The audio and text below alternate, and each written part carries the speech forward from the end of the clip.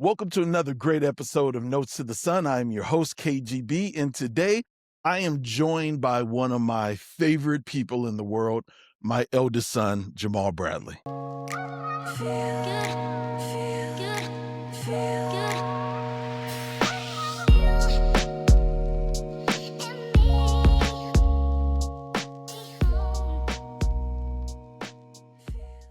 What's going on, Jay? Hey, nothing much, man. Man, this is absolutely the best. My first guest that I have on the show is my eldest son. Thank you for that. No, thank you. It's I an honor. can't, no, the honor is all mine, kiddo. I mean, and for those of you who don't know, Jamal just had a birthday, March 17th. He shares the birthday with my middle son, Khalil. They're both St. Patty's Day babies. And Jamal, you just turned 38. I did. So please forgive me. He'll be 50 years old and I'll still be calling him kiddo. So I just want to make that clear. Not lying about that. All right, there you go. So, son, like I said, I couldn't imagine having anyone on the show before you. You know me better than most people in the world. And this show, this podcast is called Notes to the Sun. So if anyone understands who I am as a father, first and foremost, it'll be you. Definitely. Yeah. So we're going to mix it up a little bit today. We're going to talk about everything. Let me tell you, Jamal has been so gracious to allow me to delve deep into his life and talk a little about some things that we never really discussed outside of the family. So you all are getting a glimpse into my position as a father. And not only that, but a glimpse into Jamal's life as well. So this is a very privileged position, not only for me as his father, that he's allowed to share some details about his life, but we're definitely privileged as a podcast that he would allow this platform to be the platform where he would share his story. So thank you so much. I appreciate it. We were going to do an episode. Well, we actually did an episode on his birthday where his middle brother Khalil was joined, where he joined us on the podcast. Right. And so we had a whole setup where there were 3 stools and everything. And how long did that take? A couple hours. It took a couple of hours. And it was hot as hell, similar to kind of what it is right now. It's hot as hell in the studio right now, but it was really hot that day, I think in the mid-90s. And Khalil, his remote mic, he had actually had it covered with his shirt. And so we didn't get any of the audio of Khalil. He was trying to show off his 3 chest hairs. Yeah, his 3 chest hairs. Had his shirt open. Exactly. So we had to trash that entire 2 hours of video because it just wasn't going to work. So I said, you know what, that's a bad idea anyway, because what I wanted to do is I wanted to take the time out and allow both of you to kind of share individually. All right. And then it also gives me the opportunity to let Jamal know, like, you know, you're my favorite, right? I've always known. Yeah, okay, there you go. All right. By the way, I got 2 other sons. They know. They have to know. So for those of you guys who are not really familiar with my family structure, Jamal is who I like to call my firstborn second child. And the reason why I say firstborn second child is because Jamal is the oldest, but Jamal came into the family second. We adopted Jamal and he came into our family at the age of 15, or was it 16? 15. It was 15. Came at the age of 15, and while he is biologically not my son, we have genetic ties in that you are genetically my cousin. Right. And for those of you unfamiliar with the story, our grandmother had custody of Jamal. Right. And the reason why my grandmother had custody of Jamal is because Jamal's mother had left Jamal with my grandmother to be raised. So my grandmother raised Jamal up until her passing when he was 15 years of age. And then the family decided that he would then come into our family. And so ever since then, Jamal has been a permanent part of our family. And I'll tell you the story about that a little later, about his first day in the house and kind of how everything came about. But let me start by just asking you some questions, Jay. So, first, if you don't mind, I want to kind of start early on and kind of work our way up to present day, if that's okay with you. Yeah. All right. So, when did you first become aware that, had you always been made aware that grandma was not your mother? Yeah, for the most part. Okay. For the most part. So your biological mother, um, I know that she was there.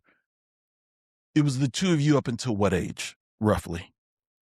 The two of us, I don't know if it was ever the two of us. I wouldn't have those memories. Okay. I would say for most of my life, she would be in and out of the picture. Okay.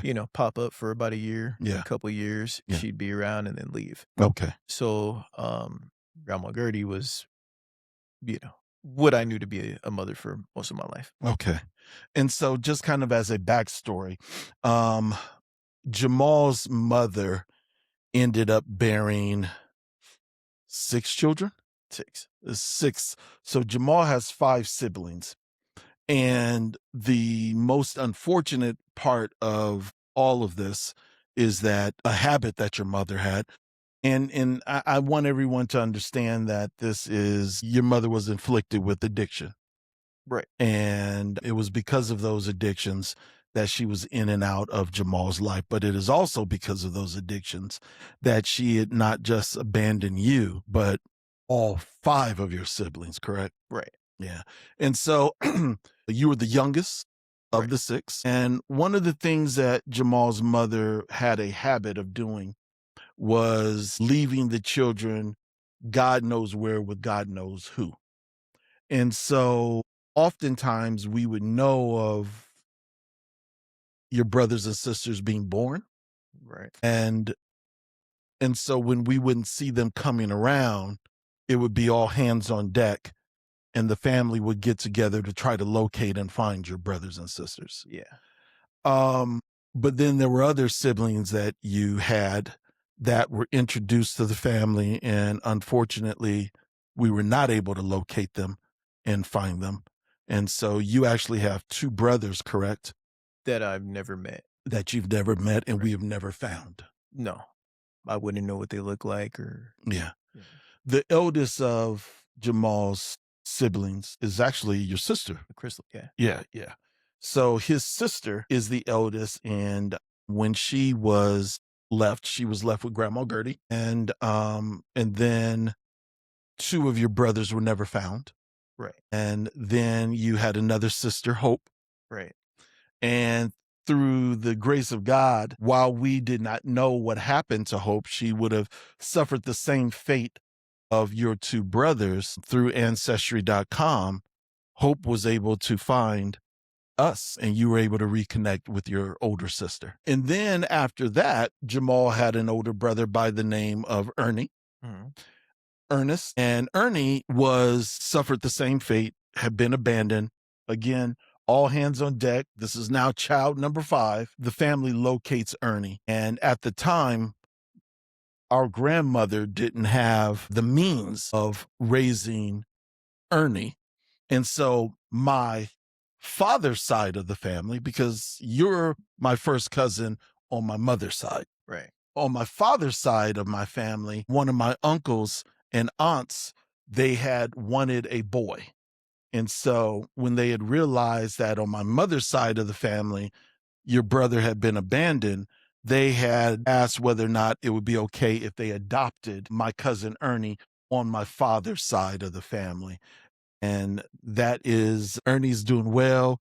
He is healthy. He is living his best life right now, nice and happy. And while you and Ernie don't necessarily have a close relationship, you guys have connected over the years. Yeah. Yeah. Definitely.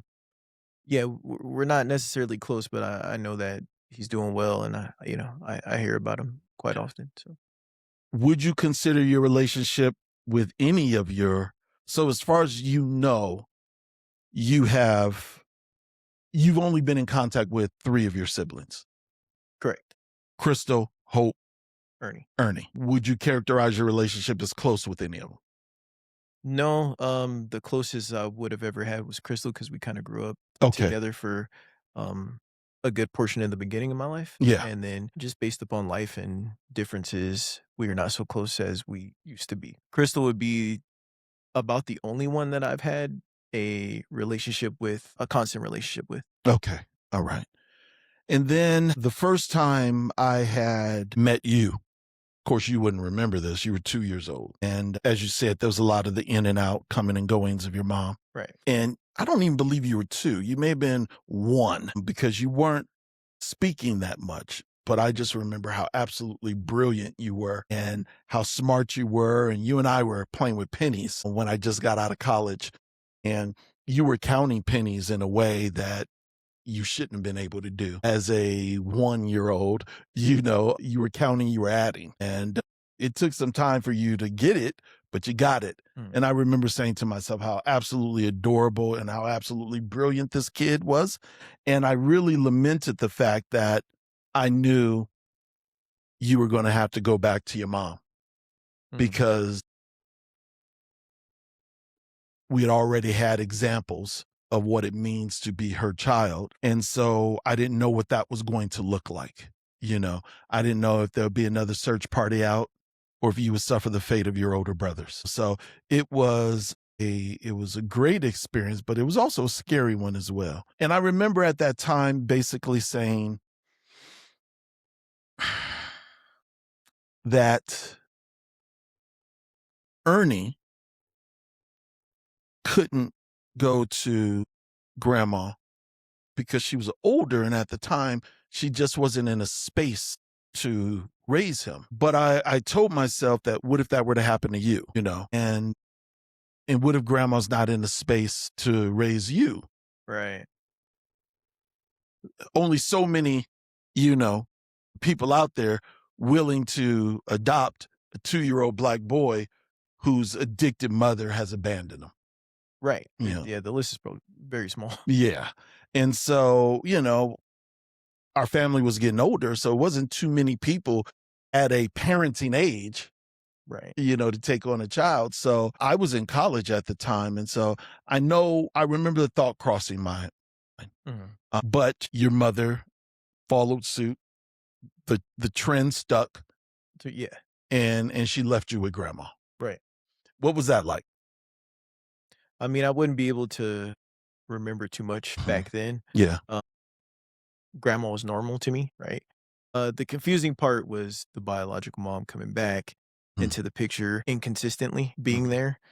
That's what adds confusion Mhm. to my life or added confusion to my life.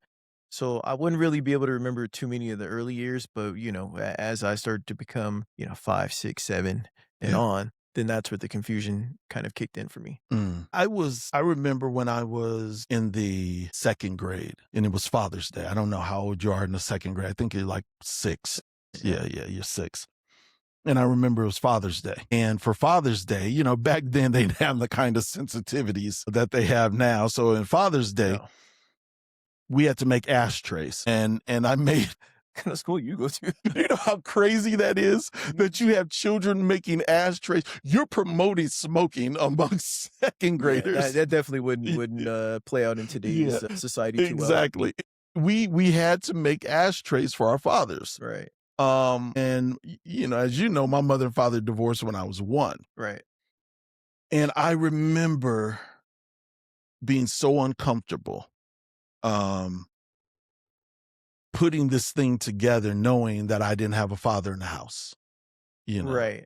And so it's weird because thinking back about it, I don't know if there was some Freudian shit going on or whatever, but I remember it was a pink head and it was of a monster. Yeah, I know. Right. The irony. Right, exactly. So but guess what? Back then, growing up without a father, while it was not the norm, it was something people saw Right, regularly. right, right. A mother is a very different story. Yeah, what I will say is where things started to register for me Mhm. is having those activities that parents to participate in, Mm. and you don't have any parents to come. Yeah. And grandma by that time is older age, Sure. so she participated in things like award ceremonies, things like that. But Right. I wasn't playing a lot of sports or not a lot of those activities. Yeah. And that's where you start to, or if I wanted to participate in, I was kind of by myself. So then you start to see other people with their parents, even if it's just one, Yeah. and then you notice the difference. I never thought about it like that. I mean, when you look back at it, do you see yourself possibly avoiding some of those activities because it required parental involvement? Oh yeah, definitely. Wow. Yeah, Wow. definitely. I think a lot of those things I just never wanted to do on my own or didn't know how to do it on my own. Yeah. And Yeah. grandma's kind of old school, R- so it's like, hey, you gotta figure that. If you want to do it, you'll figure it out. right. Right. For So sure. I think that did cause me to avoid a lot of those activities. Yeah. Wow. Yeah. It's funny because that's one of the things that a lot of people don't really factor in when it's kind of when you see a child in different circumstances, they don't necessarily factor in that maybe that child is avoiding things that could actually be beneficial to that child, but they're Yeah. avoiding them simply because they don't want to deal with any feelings of embarrassment or shame or feelings of that they're just different. If I'm being quite honest, that's been a good portion of my life Wow. until possibly until 30s Wow. Okay. of avoiding certain things because of the the the fear of failure or disappointment or, yeah. Wow. And I Wow. don't think I realized that until Yeah. probably 31, 32. Yeah. Do But you think back on, I know and we didn't mention this, but some individuals may be asking, well, what about his father? what about him? This is the only father that I would have ever known. Yeah. So No name on the birth certificate. no name on the birth certificate, and sometimes I forget that that's even a situation Wow. because I'm so embedded in this one. Yeah. Yeah. So Okay. Yeah. So grandma, I've heard, God rest my grandmother's soul, but grandma was hell on wheels. the little hard-nosed pit bull, for lack of better Absolutely. words. Yeah. She Play no was. games and not too much understanding. Absolutely. Look, my grandmother was a monster. And when I say monster, I'm not saying it like in a negative way. What I'm trying to say is my grandmother represented female independence at a time To a whole different extent. to a whole other extent. Yeah. She was doggedly independent Right. and she didn't take any shit from any man. No. She lived that way. The end of her years, she passed that way That's right. on her terms, That did there you go. everything on her terms. That's it. Yeah. Um, Yeah. and then that's the way I always seen her. Yeah. Same here. I mean, grandma gave zero fucks. Yeah. And I remember, and a lot of people have a lot of stories about grandma, right? And unfortunately, a lot of those stories center around neglect and abuse as well. Right. And I myself never experienced that. But, I know the stories and I've even seen the temper. I Right. just never saw the temper directed at me.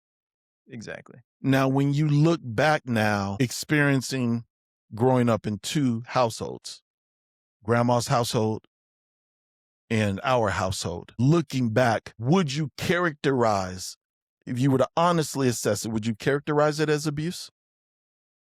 Well, now in an older age, based upon other families and I do now identify some of those situations and some of those years as abuse. But I think in Black communities, Latino communities, I think that's kind of, Yeah. there's a lot of people who would identify with Mm. some of that, and Yeah. we've always been taught that's just the way parenting is. Just discipline. You just may get your ass whooped Right. With for whatever things object is near. for things that don't make sense, right? And Yeah. Yeah. so it took me a long time to really understand that. Mhm, Therapy and just sometimes just in conversation, you could mm, be talking to somebody and then mm. you come to that aha moment and you go, "Oh man, me getting my ass kicked like that was not really normal." Or Right, like right. or if I got my ass kicked for that situation, that's not a normal thing. Yeah, no, for So, sure. I think your approach and mom's approach is different. Yeah, It's so different. It's, talk first. I remember even just first coming to the house yeah, and being adopted by you, and, something I did, I was like, "Let's go ahead and get this ass whooping over with," and you're like, "Oh, man, we gonna talk," and I'm like, right. "Talk?" I was so thrown off by the concept of talking because Yeah, that was not something that I had been around for the first 14 years of my life, yeah. so Did you grow when you were growing up, did you consider yourself a bad kid? at times, Mhm. I was rebellious. Okay. I think grandma had such a tight hold and Mhm, wanted to have such a tight hold that you just wanna be away from that. mm. And I think that tight hold didn't allow me to belong to anything. Okay. Alright. It didn't allow you to have too many friends, we were always moving, so you could never connect with people, you Mhm, know, you couldn't skateboard enough, couldn't play sports, couldn't mhm. so at some point or another, I'm just like, "I'm gonna do what I wanna do." And after getting my ass kicked so much, you realize it's not that bad. Mm, So Imma go ahead and do what I wanna do. yeah. So, I definitely got into a lot of situations where you could call me a bad kid, but could have been far worse. Did you at the time that you were doing those things, did you interpret it as bad? Some of them, but I think when you hang around people, you don't necessarily think it's a bad thing, you just say it's regular, it's what kids do. Right, right, right. So, I didn't really see them as bad things, and again, I just wanted to belong to something or be part of a crowd or hang out with some people. I just wanted to be what I thought was regular. Yeah, yeah. Huh. And That's the theme of most of my life is wanting to be regular, coming to the harsh reality that I'm not regular and I'm not meant to be yeah, yeah. regular, There was something and that it's overrated. regular is absolutely overrated. There was some show, DTF, St. Louis or something. Yeah, it's a There's great a show. saying that they have in there, and I can't remember it. It just says something like, "We all look normal from across the street." Yeah, Yeah, something like that. which is what I've realized in life. Right. Being at this age that I am now, Yes. nobody's regular. Right, right, exactly. But that's crazy that it's like I have the saying, son, which is if I don't raise you, who will? So, in other words, raising a child is an active responsibility. Right, It's not something that you just leave to the elements and just say, hey, go to school, have at it, go outside, have it. A lot of people think, and I grew up that way, right? I grew right. up with like, and no offense to my mom, it's not like that's just how we were raised, that generation. And that's how she was raised, and that's how her parents were Yeah, probably yeah. raised. That Go yeah, outside, it's I'll not see you when the lights come out. right, I don't give a shit what you do in between there, stay out of trouble. right, Well, trouble for me just meant don't get caught because I was in a right. whole lot of goddamn trouble. Of course, You just make sure that you just didn't get caught. And for all of us that pat ourselves on the back and say, oh, what a great way of raising kids, we should go back to that. I'm like, dumbass, you survived it. right, But there are plenty of folks that are behind bars and 6 feet deep who didn't. So right. just because you survived it doesn't necessarily mean it's okay. But what I like about what you said, or what's interesting about what you said, is that what is actually pushing you in your life decisions as a child, the things that you decide to participate in, the things you decide not to participate in, what's pushing you is this need to belong. Yeah, And in situations where you feel like different, you avoided those. yeah, And then always. the situations where you felt like you could be a part of something, you embraced it. Yeah. So hanging out on the streets, Oh, yeah, in gangs, yeah, doing all of that stuff that gave you a sense of belonging, it yeah. sounds like. Wow. Yeah. And so you had a couple of run ins with the law as a kid. Yeah. Yeah, I mean, okay. You know, and needless to say, when you came into our family, there was nothing perfect about you at all. Oh, not even close. I think part of me was wondering what kind of weirdos you guys were for wanting me, because 'cause I'm like, I really don't know you guys that well, right? You're waiting for us to show you your room in the basement. Yeah, and I know that I'm not necessarily the, pretty wrapped up package, Okay. right? Uh-huh. And, I was wondering what's the catch Right. or why? Right, right, for sure. Yeah. And share with everybody, if you don't mind, how many school credits that you had going into your junior year. I don't remember how many I had going into my junior year. What I can tell you is my freshman year, I had 5? Yeah, I think 6. Yeah, I Yeah, had I had the elective of health, that's right. and that was the only credit that I had Yeah, credits for that, yeah. going As into a junior. junior. So, it's essentially like I never went to my freshman year didn't exist, Yeah, yeah, pretty much. yeah. And that's exactly how you came to us. You came into our family as a young man who just lost his only idea of a mother. And when I say I know you know your biological mother was your mother, but I'm saying that your experience with care and protection and provision, all of that came from grandma. Right. Yeah. And And then there's the word mother is it's all of those definitions attached to it. So, exactly.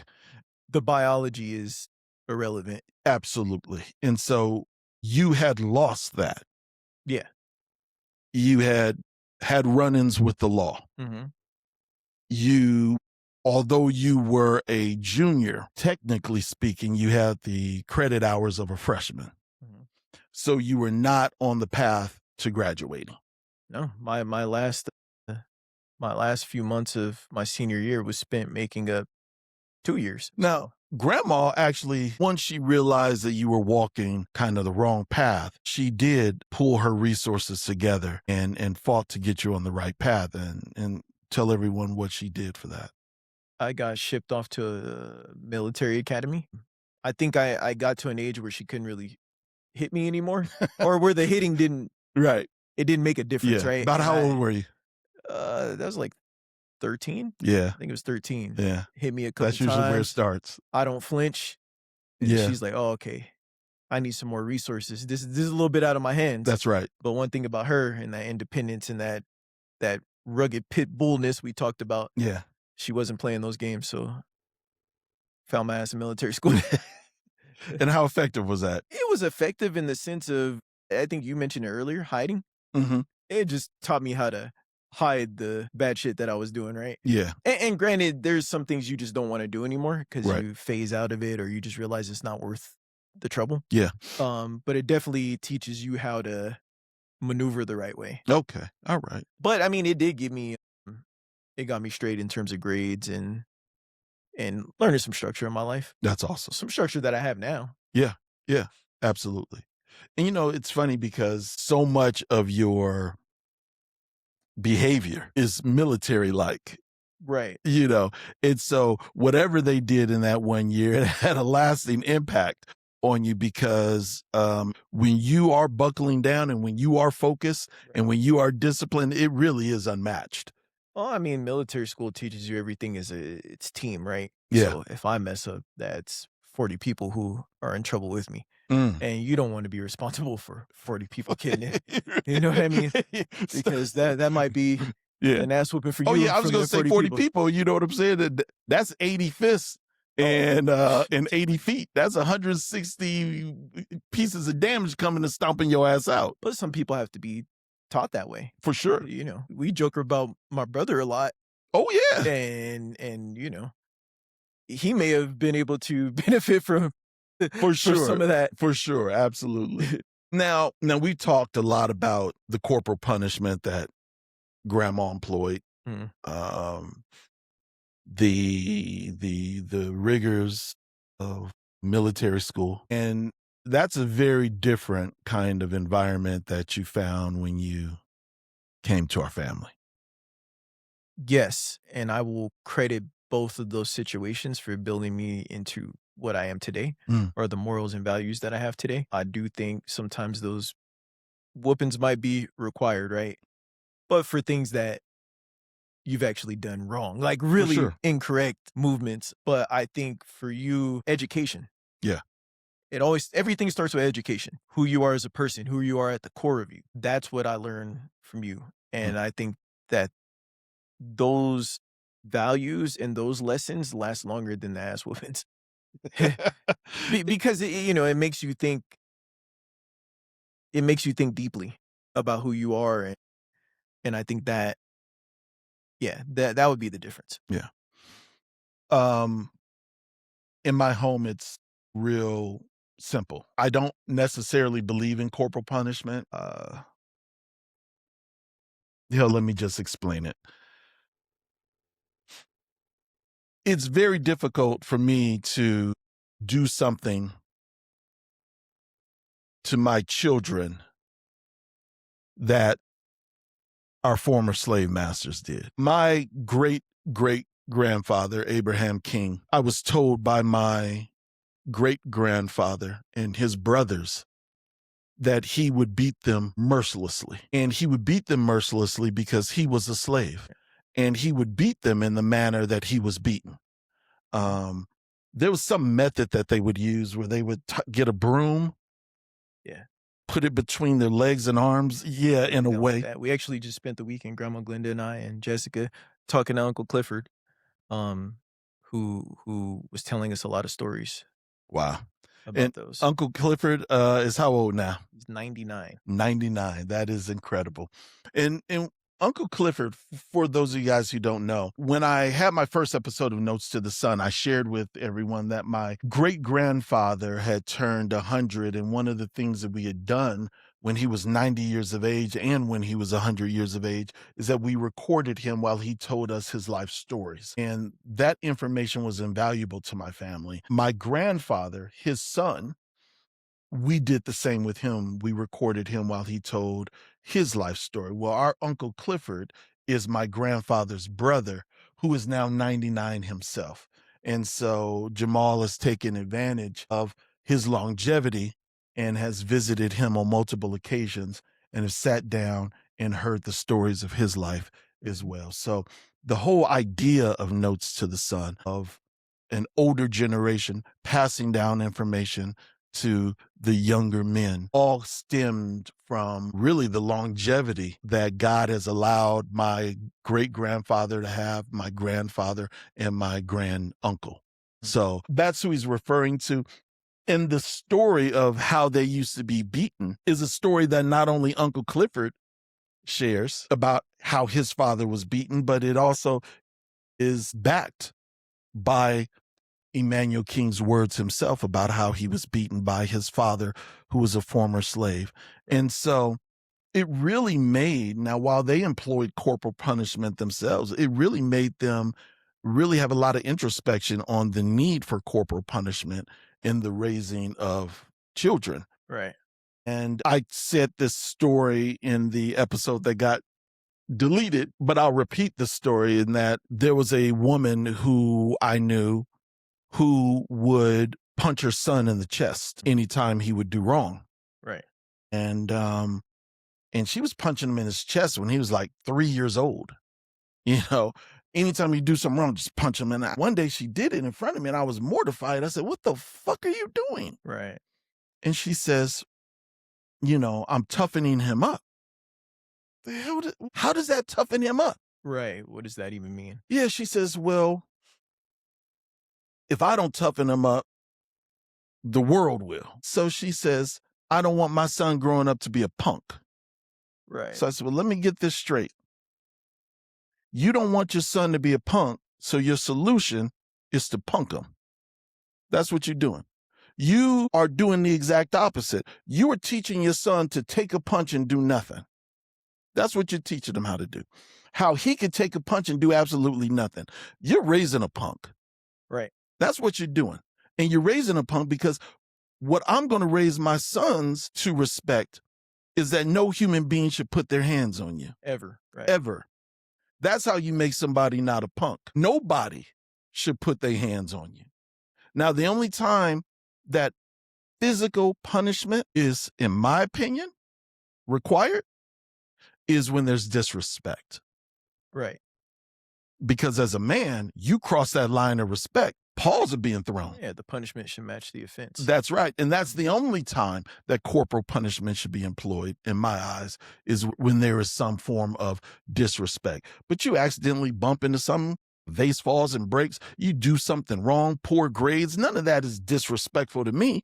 It's disrespectful to you, but then that also, well, to you, To the person. himself Right. or herself. But that falls back into when I was saying the conversations Mhm. and the education sometimes is far worse than the beatings. Mhm. Because a lot of the conversations when I've done things wrong Mhm. has been you tapping into the core of who I am as a person. That's right. And nothing is worse than somebody challenging your intelligence and you don't have an excuse or a reason to defend your actions That's right.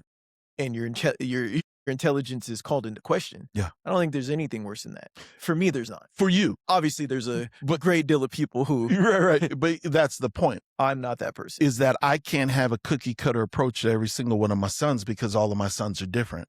I look at it this way. When you go into Home Depot and you look at all these different plants, they have that little tag in there that says how to take care of me. And everyone is different. A palm tree, how you take care of a palm tree is very different than how you take care of a rose. And if you have a cookie cutter approach, like I'm going to treat a palm tree like a rose or a rose like a palm tree, they're going to die. Yeah. They're not going to flourish. You're going to kill a lot of plants. Absolutely. So I can't discipline and raise my children the same. You all come with a different set of instructions. And I knew for you, insulting your intelligence was the way to get you to change your behavior. Is that I knew that for you, that you took pride in your intellect, and that when I would have you look at your own behavior and then ask you to reflect on whether or not you thought it was intelligent or not, that's all it took most of the time. Mm-hmm. Do you remember when you ran into, so Jamal had come into our home and it was not an easy transition. No. It had a lot of bumps along the way. Mm-hmm. Do you remember the one bump where there was a little bit of a run-in with the law and you came into the room then that morning to share? We don't have to get into the details. Oh, yeah. Yeah. So Jamal had gotten in trouble with the law again as a youth, and he decided that he was going to tell me what had happened to him the next morning because I was unaware. And as a result of it, he had to do community service. Do you remember the conversations that I would have with you on your way to do community service? Oh, yeah. Call me a loser. Like, bum, giving your free time away like this, loser. And one of the things I called you was a slave. Yeah, he called me a slave. Yeah. Yeah. I said, look at you, slave, going out there and working for free. Yeah. I said, what kind of pride do you have as a man that you're actually going to give up your time and pick up trash for free for another man? Yeah. Now, I know my sons, that shit hurt. I know that hurt to the core. Your ego was damaged. I know your intellect, you were sitting up there, and I knew what I needed to say. And that was a turning point in your life. It was. Yeah. It was, because that is a trigger for me. Yeah. I that know. right there is, you, like I said, you know, ass whooping is nothing. You're just like, okay. But you challenge my intelligence is, you know, can't deal with that too much. When you had, so Grandma Gertie had passed, the family gotten together. And the question was, what are we going to do with this 15-year-old wily kid who has no shot of graduating from high school?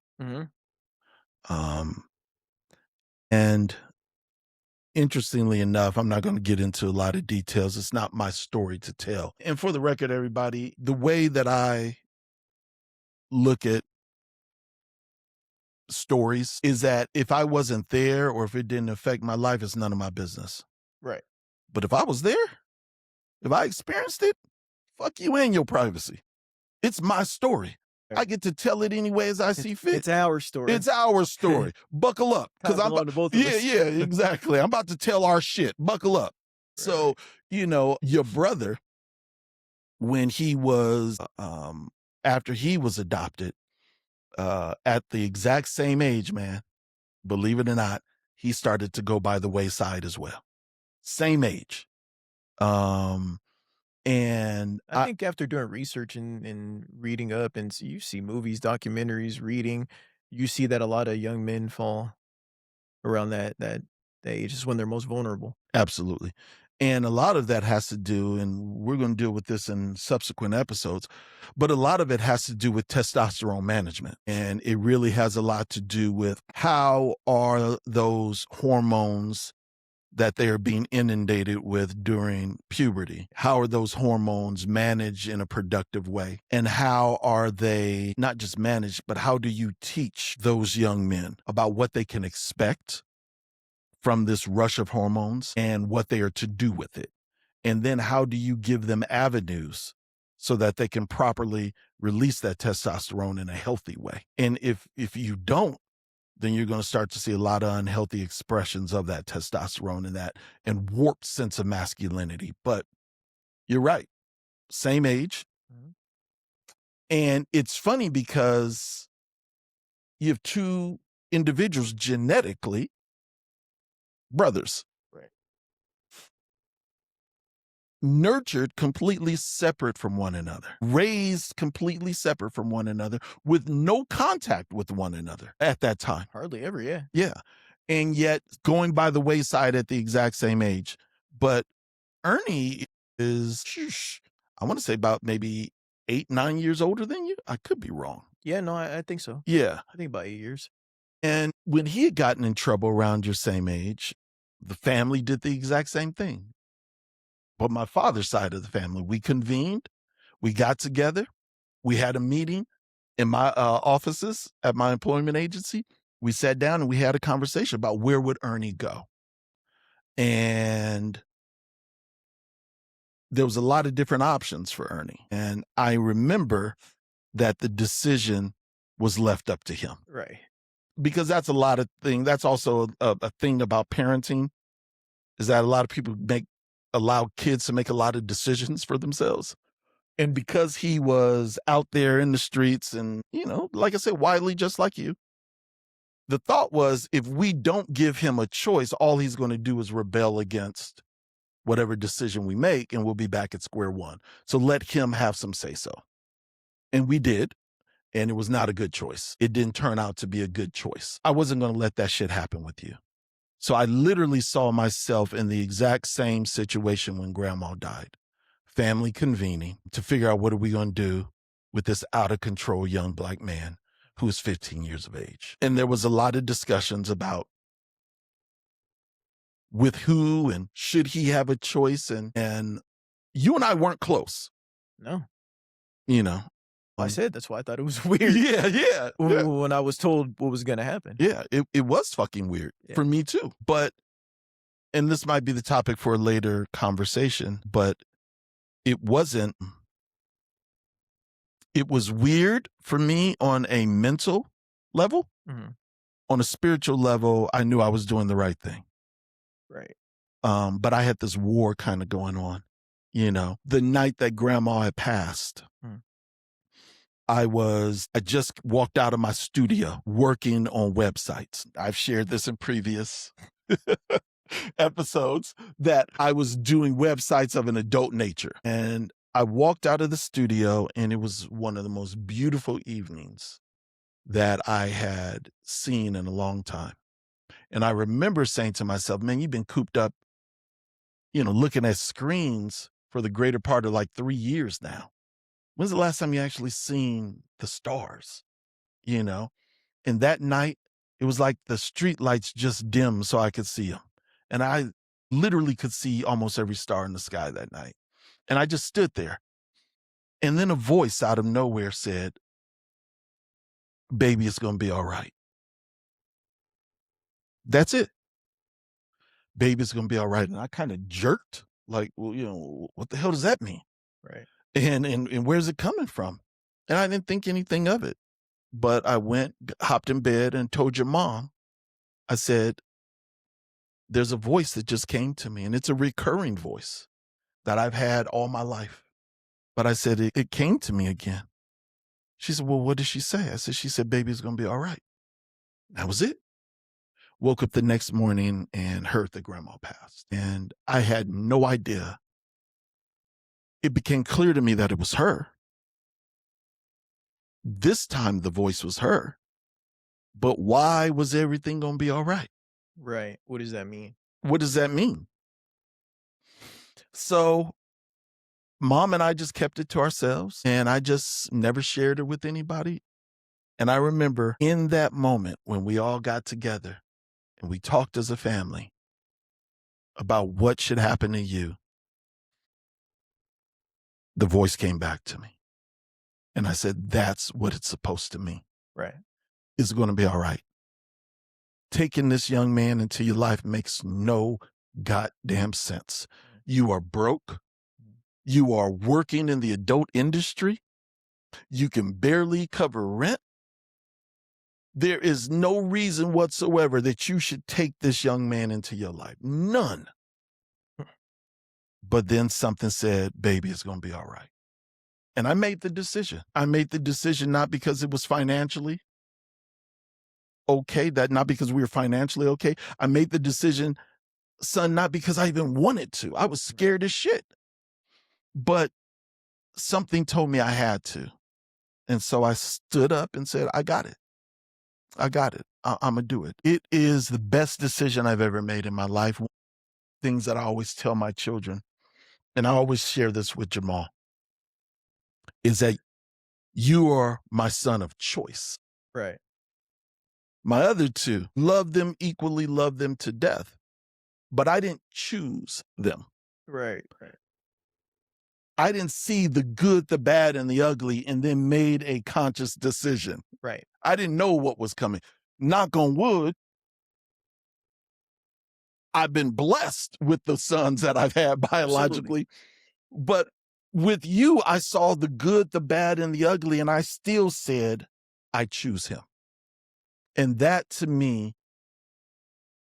will always, to me, it cements this idea that your children are just different. And now, what was cool about us as a family is that we were just a group of, what would you call it? Expendables? Is that the movie? Yeah. Right. We're all just a group of expendables. Right. Every single one of us are discarded, castaway individuals. Yeah. You know, your mom, father, outro, as she was growing up. My dad, outro, growing up. You didn't even know your father. We all had grown up in these broken homes, all kind of, there's this, I know what people say about trauma bonds, but it's real. It's real. And we were all kind of bonded together in this trauma and kind of feeling like together we could get through it. Right. And so it's one thing to convince me, your biological cousin, to absorb you into his family. It's a whole nother thing to convince your mama. Right. She has no biological ties to you. I know. And so for a young woman at that age to say, yes, I'm going to take on the cousin of my fiance, we weren't even married. Right. Is crazy. But for all of us, we knew it was something that needed to be done. Your first day in the house, what was the overarching emotion? Well, it was shortly after grandma had passed. Mhm. So it was, my world's turned upside down. I don't know what I'm going to do. I don't know what's going to happen. Mhm. Even after that, it's still a weird situation because I don't really know you guys like that. You Right. don't know me. Yeah. And then you wonder how long it's going to last, Yeah. So for me, I never got comfortable. Yeah. Yeah. No. And that's, if there's been any kind of guiding light for me, it's my knowledge of that. I said, I don't know a lot about anything, but I know Jamal has to have feelings of abandonment. Jamal has to feel as if life is just waiting to lower the guillotine. Right. At any given moment, something can go. Whether it's your mom that's just in and out of your life or grandma's passing, that you kind of get used to things being temporary. Yeah, but unfortunately for me, I mean, I kind of even after that, we built our family and everything was good, but I still always had that feeling. Sure. I mean, and as you know, I almost held on to that and into my 30s. I know. It was just kind of like waiting on that moment Yeah. for somebody to say they're done with you. And it's a really weird, it's a mentality. So many people have it. Yeah. It becomes normal. So you just wait for it to happen. Let me ask you a question. Looking back, how much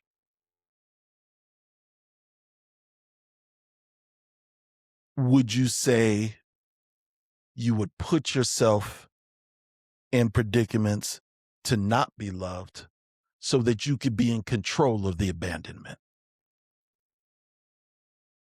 Done that a lot. Yeah. I've done that a lot. I don't have an exact number, but I probably just got out of that habit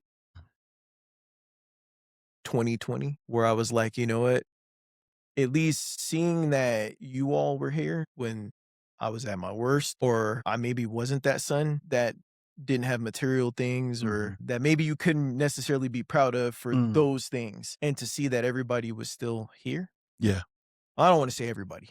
I'll say the people that matter were Right. still here. Yeah. Um, which is crazy because you convince yourself when you have the mentality like I've had, you have the mentality that people are not going to love you, people are going to be embarrassed of you. Mhm. And a lot of the times when you get that off your chest or when you're able to let your guard down, you realize people never cared in the first place, which is crazy. So all these things you've been fighting to hide or protect yourself from, people don't even care.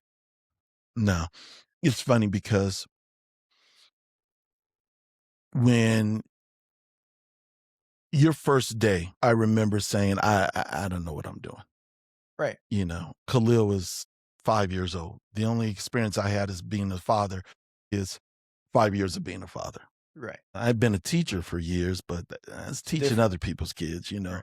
When it's all said and done, I leave them badass kids behind and go into my home and, some peace Go about your and some day. quiet, go about my day, right? You know what I'm saying? And with teaching, you have glimpses of when you really, really love your kids and it allows you to show up every single day.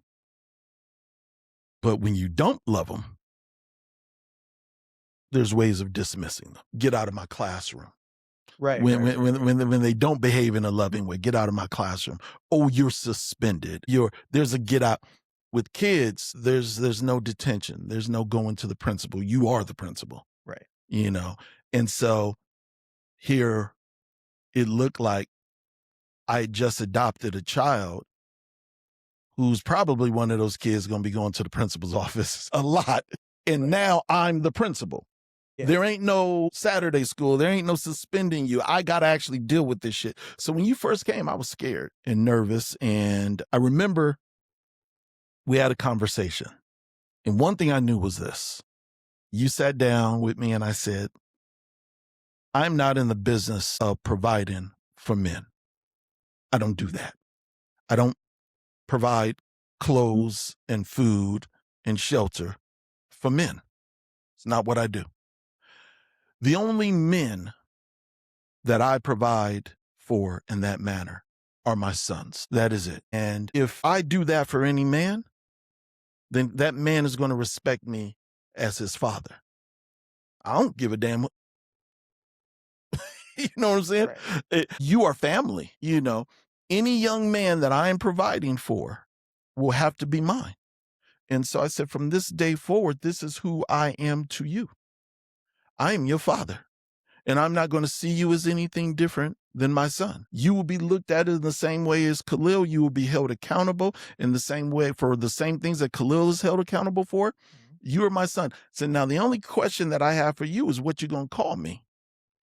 That's it. I said, because you ain't going to be calling me Greg. You ain't going to be calling me cousin. You ain't none of that shit. I said, so you get to pick what it is you're going to call me. And I don't know if you told me right then and there on the spot. I don't remember if I did, and it took some time. took some time. Everything with me took time. Yeah. And you said, Pops. I like to call you Pops. Pops it is. And that's how we move forward. And you calling me Pops is became just so much a part of our relationship. It helped mold me as a man. So much the fact that Khalil calls me Pops. Khalil calls you Pops. If I call you Dad, it's because I'm trying to get your attention. Right. Because right. you're just not paying attention. Exactly. Yeah. Dad, but Your friends been call Pops. me Pops. All of my friends call you Pops. Yeah, it is. So, for me, the moment we had that conversation, that was a signed contract. That was a signed contract that I was agree. never going to renege on. That there's no breach of that contract. So when long story short, we got you to graduate. We did the impossible. We got you to graduate on time. All right. Which was a hell of an achievement. And it is a testament of the hard work that you put in, even at that young of an age, to do what it is that you needed to do. I'm fueled by people thinking I can't do things. Yeah. Everybody I know that. knows this about me. You want me to do something, tell me I can't. That's right. That's right. And so after you graduated, everybody picked this arbitrary age of 18 of saying, well, then you've done your job, Greg. He's 18 now. You can let him go. Oh, yeah. And I was shocked at how many people were trying to give me a get out of jail free card. You mean people who would never admit it today? Lots of people that never admitted today. I know. Hey, go ahead, discard him. Kick him out on his ass. He even though he graduated from high school, he's still fucking up. He's still, right. Still trying to hang on to that street persona, Mm-hmm. And so I was just like, nah. And the funny part about it is I always know that deep down you wanted me to give up so that I could meet expectations because you were comfortable with those expectations. You weren't comfortable with love. I am now. Right. But I've never been comfortable with love. Sure. It just wasn't natural. Yeah. It didn't come natural. And it's not the way that I had grown up for 14, 15 years of my life of getting that kind of love. Yeah. The love was just different. Yeah. And the older I get, I just realize that maybe that wasn't necessarily love. Right. It wasn't. And no offense to those people. I know that it's taught from generations and generations, but it's definitely not the love I needed. Right. And that's all love is. And people don't understand that. It's those instructions you talk about in the flower. That's it. It's what someone needs. Yeah. It's what someone needs to grow and develop. It's not an affection. I can love you and be stone-faced. Right. I can love you. As a matter of fact, love is best when it's stone-faced. Love is best when you take the emotion out of it and you make a decision that is for the growth and development of another human being. Right. That's when love is at its best. Love is at its worst when it's associated with, loosey-goosey feelings and all that other shit because it clouds your judgment. And if I interpreted love that way, like so many people do, the moment that things got hard for your mom and I, we would have been outro. Right. We would have taken their advice because this shit is hard. And I told you, I said, I'm not going to tolerate your disrespect. I don't give a shit if it's you or Khalil. Right. I'm not going to tolerate any of my children's disrespect. So the one time I felt you did disrespect me, peace. You got to go. And I let you know. And I know what you're doing. You ain't slick. You want me to give up on you because that's easy. It's what you're comfortable with. Well, that's what I've grown to understand as love. Love is not necessarily the feeling you have when things are good. It's the feeling you have when things are not so good. Even in relationships, it's when the times are tough. That's right. It's when times are tough. You gotta learn how to stay in love and fall in love repeatedly. That's right. Matter of fact, when it's the hardest to love someone, that's when you got to roll your sleeves up. But that, unfortunately, for people, that's the best time to say, I can't do it anymore. Yeah. And then they throw it on the person and say, well, I had to give up because they don't love themselves, or I had to give up because it was too hard. They were ultimately hurting me. And I'm like, you know what? Do you keep on giving them what it is that they need? have you given up on that? Right. Like, you might have to give up on some of your tactics, but you can't give up on constantly being there for them. So it's you had run into a little trouble, graduated from high school, run into some little more trouble. You weren't no problems with the law necessarily, Mm, but you were just unfocused. And one of the things that I had recognized is that your behavior was similar to a lot of young black men your age. This wasn't a Jamal issue. right. This is a lot of young men in their early 20s, lost, misguided, confused about what's the next step. Nobody's really giving them a roadmap into terms of like, okay, well, what's next? Um, and then the pressure of the culture that you grew up in, Mm, this pressure of constantly always trying to perform, you know. Y- yeah. I didn't grow up where my entire life was scrutinized on a daily basis. Yeah. Right. And even I didn't grow up to the extent that it is now. Oh, absolutely But not. but I definitely caught the beginning. That's where the rumbling started, It's definitely where it started. where the rumblings where who you are liked by matters. The rumblings of you actually begin to care what somebody 500 miles away says about you, Mhm. you know. And not only that, but this idea that you got to always be in performance mode, you know. And so you're constantly living up to other people's expectations. Was tough because it's not my personality necessarily. Well, I was going to say to me the toughest part is you were already somebody trying to pretend to be something you're not. Right. That's your life was, how do I hide my differences? Your life was, how do I seem normal? And then now you have a society that is putting even more pressure on you because that's the direction we're going, of you got to be this, you got to be this.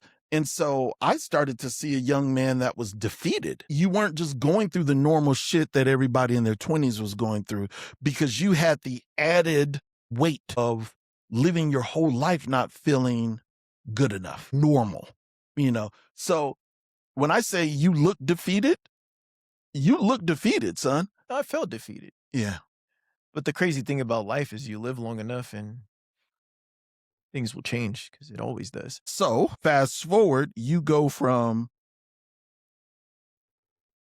intentionally failing the ASVAT test for the military, and I'm not mad at you for that, but you go from that to sleeping on the couch because Soul Was born. was born and we didn't have enough room in the house to accommodate. He needed his own space. And so you started sleeping on the couch. You were without a job at one point, and we just didn't know where the hell this was going. What happened that turned that around? A mistake. A mistake. Okay. I All right. think I'm not mad at that. I made a mistake that ended up costing me a lot of money that I didn't have, a lot of time, Mm-hmm. a lot of pride. Mm-hmm. And at this time, too, I have a significant other, or had a significant other Mm-hmm. who's looking at me like, why am I here? Right, right. Simultaneously, Yeah. I have you actually telling her, I don't know why you're here with Yeah. him. Yeah. And you start to look yourself in the mirror and say, this can't be life. This can't be life. Yeah. This can't be life. And I think a switch may have clicked on. I was working a part-time job, I remember that, and then I ironically got turned down for a job that I applied for, a full-time job. One of my coworkers at the time gets this job, and I'm Mm. disappointed, and then I happened to see about a week or so later a different job, and I applied for that job, and that actually is what kickstarted my healthcare career. I love that. And so for everyone who doesn't know, you started at a hospital. What was your title? Well, originally I was a telerecruiter. Telerecruiter. And then the job that I applied for was a scheduling job, and that's scheduling, or patient access is Mhm. what it's called, is where my career started, and What was everything your started to change for me. and you started as a telerecruiter and you ended up in what position there? Where I left, it Yeah. was a senior manager Senior manager for patient access. for patient access. How many individuals were you responsible for? Indirectly, about 100. Indirectly 100? Indirectly, I had, indirectly 100, and then I had 4 managers Wow. reporting up to me at that time. Wow. Wow. And so everybody, I want everyone to know that Jamal's story is, while Jamal will give me and his mom tons of credit for everything that we've done, and we have done a lot, but where he is and where he has gone his life is all because of his tenacity, your stubbornness, your pride, your intellect, your work ethic. And any time that you've had a lull, the crazy part about it is, like you said, whenever you've been challenged, a light clicks on and you go. When you're challenged and when you have a hard challenge in life, you start to realize how many people maybe never believed in you, Mm-hmm. and they actually will say out loud, I mean, you know this has Mhm. happened to you before. Mhm. And people, no matter what you've done in your past, people will forget about that. Yeah. And I mean good things, that they'll Yeah. forget that you've done those good things, and they'll actually have the nerve to bet against you, no matter how many times you may have shown up for them. And it's probably, well, it's not probably, it is ego Yeah. for me, Yeah. which I don't know if that's a good thing or a bad thing, but for Right. me, it's when I know people are betting against me, I just know I got to prove you wrong. Yeah. I Yeah. got to show you that you Yeah. made the wrong bet. Yeah. Absolutely. And it's funny because people don't really understand the power, the motivating power uh that hate has on some individuals, in that look, we all deal with haters. Oh yeah, yeah, yeah, 1000%. But when you know that people are placing wages on your failure, that's a different kind of motivation. Oh, It's a, you know what? Nah, nah, nah, nah, nah, nah. Like, look, I was just coasting through life, but then now I see that you betting for my downfall. Like, now you just made this shit personal. and even when people don't necessarily outright bet against you, and this is no fault of theirs, but you can tell in the way they talk to you that they think you may have lost that spark or Yeah, lost that fire. yeah, I much rather people give it to me direct, mm, but I can pick up on that too. yeah, yeah. So then, in those conversations, you go, "Oh, you don't think that I can overcome this?" That's right. This conversation is not supposed to happen. No. I'm not supposed to have happened. You are not supposed to have happened. Your mother is not supposed to have happened. Your younger brother's soul is not what is supposed to have happened. Mhm. Um, we have been dealing with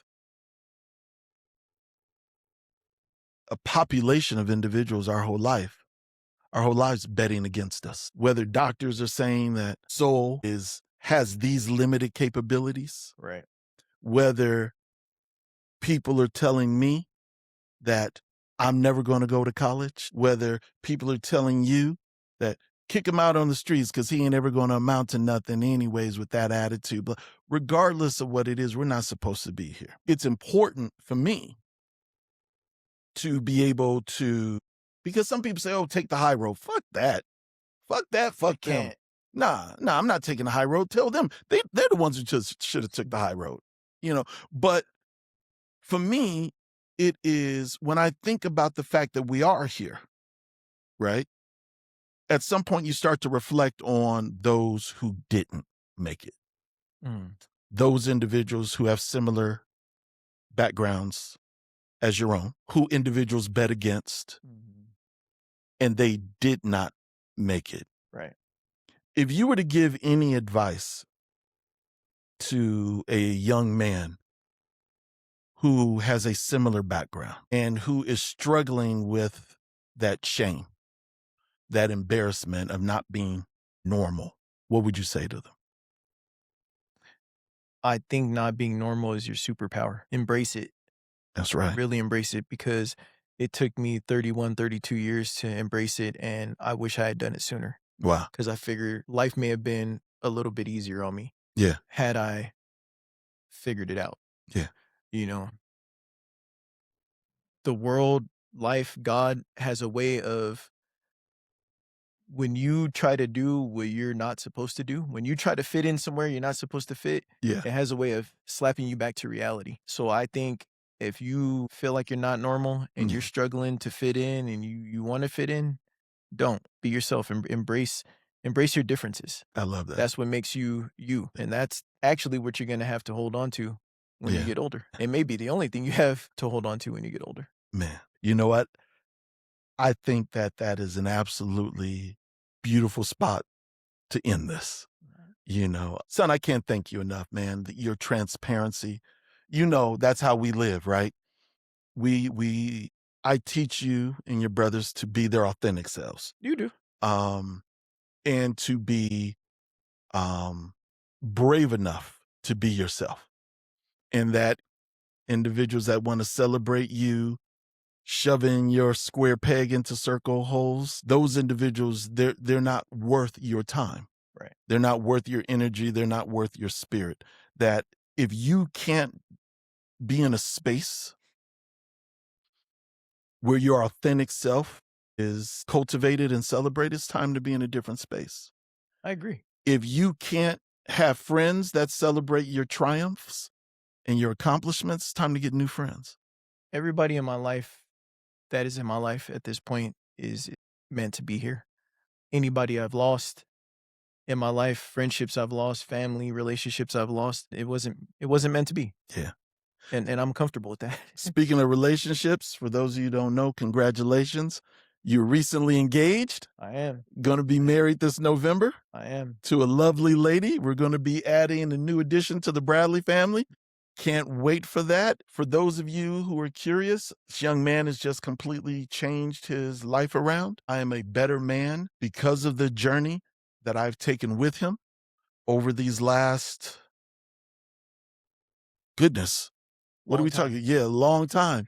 We reached that threshold where that time period where I've been his father more years than I have not. And let me tell you what I told Jamal when that happened. I said, this year officially marks the year where I would have been your father more years than I have not. So what does that mean? That means that I am now more accountable for who you are and what you become than the circumstances before me.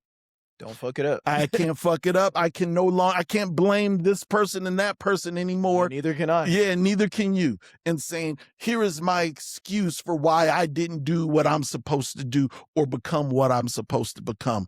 You and I are now responsible, and your mother are responsible for all the outcomes from this point forward. And I am so proud to say that those outcomes so far have been nothing but absolutely perfect. So I appreciate you, son. You know how much I love you. And I love you too. yeah, man. And Thank you, Mom, for everything. Of course, kiddo. And thank you for joining Notes to the Sun. Thanks for having me. Everybody, this has been another wonderful episode of Notes to the Sun. In a couple of weeks, my other favorite son is going to be on here.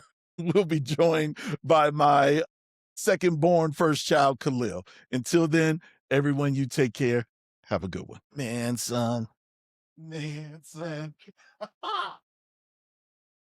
That was perfect. That's a real exclusive there. Thank you for supporting Notes to the Sun. Please be sure to subscribe, like, comment, and share. Thank you for listening to our podcast, Notes to the Sun. Our show is a production of Sunshine Media LLC with all rights reserved. The podcast and its contents are protected under U.S. and international copyright law.